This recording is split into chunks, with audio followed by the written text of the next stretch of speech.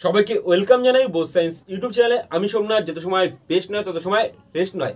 আজকের ভিডিওটা class 11-এর suggestion নিয়ে তোমাদের জন্য নিয়ে আসি। সাজেশন এখান থেকে তোমাদের বলে দিচ্ছি 20 থেকে 30 নাম্বার কমন পেয়ে যাবে। চোখ বন্ধ করে 30-এর উপরে কমন পেয়ে যাবে, কারণ তোমাদের এই পার্টটায় মেকানিক্স পার্টের আমি কোনো সাজেশন বলে দিইনি। মেকানিক্স পার্টের সাজেশনটা কাল সকালে আসবে, এবং মেকানিক্স পার্ট বাদে বাকি যে পার্টটা রয়েছে সেখানে বলে দিচ্ছি। এবং এখান থেকে 30-এর উপর তোমরা চোখ বন্ধ করে কমন পেয়ে যাবে যদি এই কোশ্চেনগুলো পড়ে যাও। মাত্র 15 থেকে 15টা কোশ্চেনের মতন আছে। এই 15টা কোশ্চেন তোমরা যদি ভালো করে পড়ে যাও, এবং এর সাথে আমি 2-1টা কোশ্চেন আরো অ্যাড করে বলে দেবো ভিডিওর মধ্যে, তোমরা অতি অবশ্যই দেখে নেবে। এবং ভিডিওটার মধ্যেই তোমরা কি করে ডাউনলোড করবে পিডিএফটা সেটা আমি বলে দেবো। এই টেলিগ্রাম গ্রুপে আমার থাকবে, আর এর দ্বিতীয়বারটা কাল সকালে আসবে। অতি অবশ্যই চ্যানেলটাকে ফলো রাখবে, তাহলে পেয়ে যাবে। তাহলে চলো মোবাইল ডিসপ্লেতে যাওয়া যাক।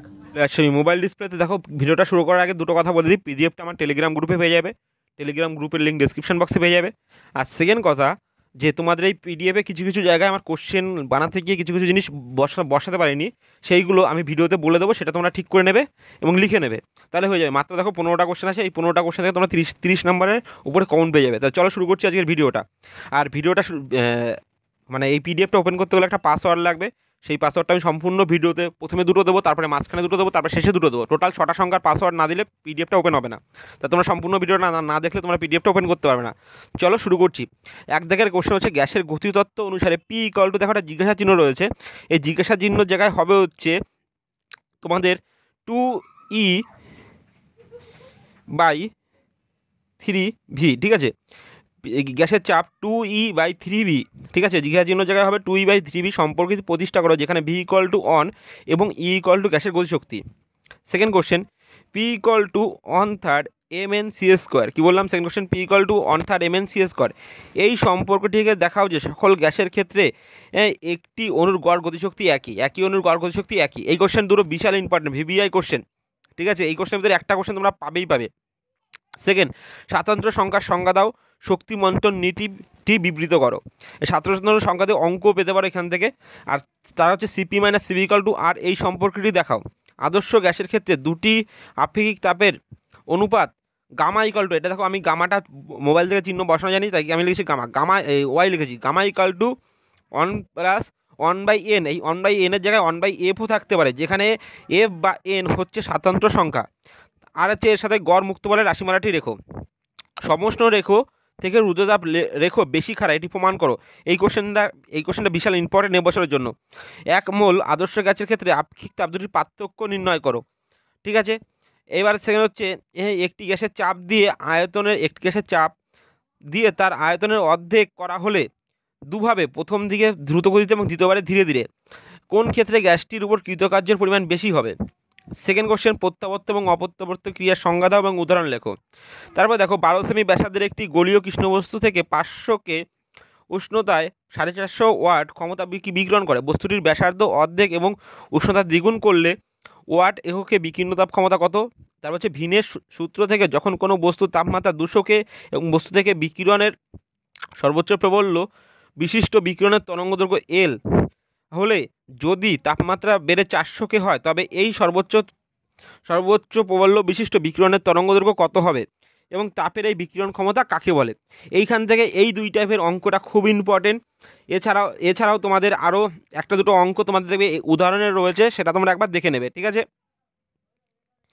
এইবার দেখো, পরের কোশ্চেন আছে, স্টিফেন্স বোলম্যানের সূত্র থেকে নিউটনের শীতলীকরণ সূত্রটি লেখো। এবং ইভেন স্টিফেন্স বোলম্যান যে সূত্রটা রয়েছে সেটাও তোমরা ভালো করে পড়ে নেবে। দেখো এখানে বলেছি স্টিফেন্স বোলম্যানের সূত্রটাও তোমরা ভালো করে অবশ্যই পড়ে নেবে।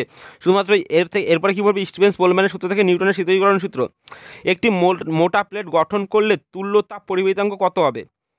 এবং এর সাথে কোশ্চেন আছে কি, K1 এবং K2 তাপ পরিবাহিতাঙ্ক যুক্ত দুটি সমান বেধের পরপর রাখা হলো, দিয়ে একটি মোটা প্লেট গঠন করা হলো, তাহলে তুল্য তাপ পরিবাহিতাঙ্ক কত?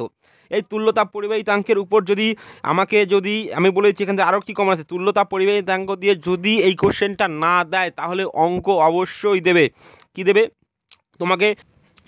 তুল্যতাপ পরিবাহিতাঙ্ক থেকে অঙ্ক অবশ্যই দেবে। তোমরা যে তুল্যতাপ পরিবাহিতাঙ্কের সূত্র দিয়ে অঙ্ক আছে 2-3টে দেখে গেলেই হবে।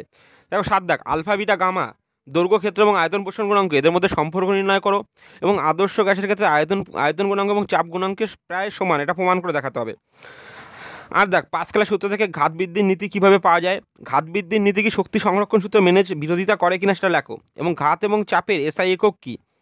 9 দাগ, দেখাও যে অনুদৈর্ঘ্যভাবে প্রসারিত একটি দণ্ডের একক আয়তনের স্থিতিস্থাপকতা 1/2 পীড়ন ইন্টু বিকৃতি। এই কোশ্চেনটা বিশাল ইম্পর্টেন্ট। কোনো বস্তুর পয়সার অনুপাত এ আর এবং পয়সার অনুপাতের যে সীমাস্ত মান, কি বললাম, পয়সার অনুপাতের সীমাস্ত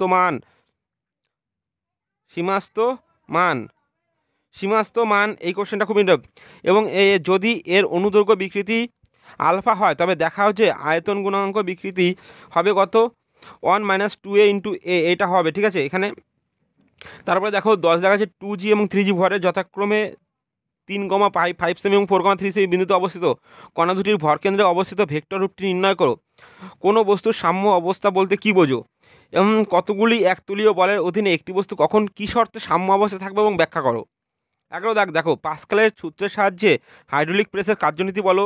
প্লাবতা কোন কোন বিষয়ের উপর নির্ভর করে?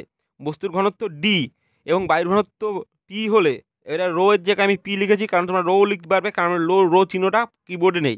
বাতাসে কোনো বস্তুর ওজন ডব্লু হলে প্রাকৃতিক ওজন কত নির্ণয় করো। 12 দাগ, দেখো অশান্ত প্রবাহ এবং ধাররেখা প্রবাহ বলতে কি বোঝো? ধাররেখা প্রবাহ পরস্পরকে ছেদ করে না। এবং ক্রিটিক্যাল ভেলোসিটি কি বা সন্ধিবেগ কি, এবং সন্ধিবেগের যে রাশিমালা রয়েছে সেটা থেকে দেয়। সন্ধিবেগের রাশিমালা থেকে তোমরা প্রত্যেকটা জিনিস সম্বন্ধে বলে দাও কোনটা কাকে কোনটা কি। 13 দাগ, দেখো পৃষ্ঠটান কাকে বলে? তরলের পৃষ্ঠটান এবং পৃষ্ঠ শক্তির মধ্যে সম্পর্ক প্রতিষ্ঠা করো।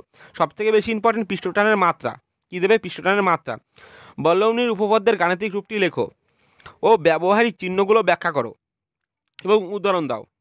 তারপর হচ্ছে 15 দাগ, দেখো স্টোকসের সূত্রটি বিবৃত করো। সান্দ্রতাঙ্ক কাকে বলে লেখো। এই কটা কোশ্চেন তোমরা যদি পড়ে যাও এখান থেকে 25 থেকে 30 নাম্বার কমন পেয়ে যাবে, ঠিক আছে।